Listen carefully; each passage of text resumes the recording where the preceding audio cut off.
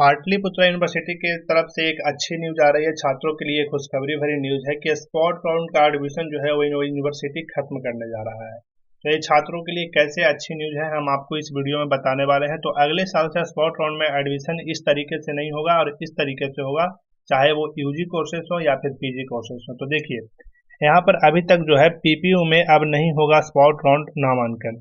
अब यहाँ पर ऐसा क्यों कहा जा रहा है? क्योंकि इस बार बहुत सारे कॉलेज में देखा गया कि गड़बड़ी होती आ रही है। बहुत सारे छात्रों को ऐसा लगता है या फिर ऐसा होता भी है, जो कि बहुत अच्छी बात है कि यहाँ पर यूनिवर्सिटी इसके लिए कदम उठा रही है। क्योंकि बहुत सारे छात्र जो है ये आरोप लगाते हैं कॉलेजेस पे कि जो हमने स्पोर्ट राउंड के लिए अपना एडमिशन के लिए वहाँ पे फॉर्म जमा किया था, लेकिन वो सीट जो है वो बेच दी जा चुकी है, वो यूनिवर्सिटी डिपार्टमेंट या फिर कॉलेज डिपार्टमेंट के द्वारा, और वो जो है वो एडमिशन पूरी प्रक्रिया से नहीं ले रहे हैं, वो गलत कर रहे हैं।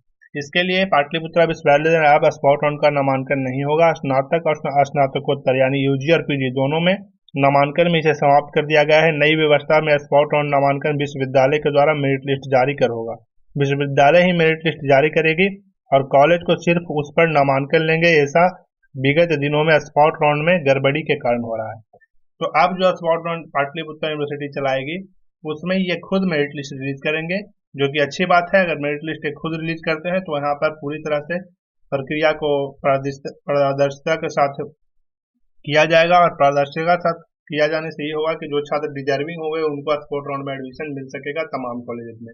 अभी कॉलेज अपनी मनमानी करती है और जो छात्र उनको पैसे देते हैं, ये जो छात्र उनको प्रेफरेंस होता है उनको एडमिशन दे दिया जाता है। तो इसलिए ये जो कदम उठाया जा रहा है, तो अगले सत्र से नामांकन में धांधली और विवाद को देखते हुए निर्णय लिया गया है। तो अंतिम समय तक विश्वविद्यालय मेरिट लिस्ट जारी कर नामांकन लेगी। कॉलेज को उसमें कोई भूमिका नहीं होगी। स्टूडेंट वेलफेयर डीन प्रोफेसर एके ने बताया कि इस वर्ष स्पॉट नामांकन की छूट जो है कॉलेज को दी गई थी, लेकिन अब अगले वर्ष से इस व्यवस्था को समाप्त कर दिया जाएगा। यानी अब स्पॉट राउंड का एडमिशन जो है वो यूनिवर्सिटी लास्ट तक मेरिट लिस्ट जो है वो खुद तैयार करेगी और मेरिट लिस्ट रिलीज करेगी। उसी के आधार पर सिर्फ कॉलेज को नामांकन लेना होगा, जो कि एक अच्छी बात है।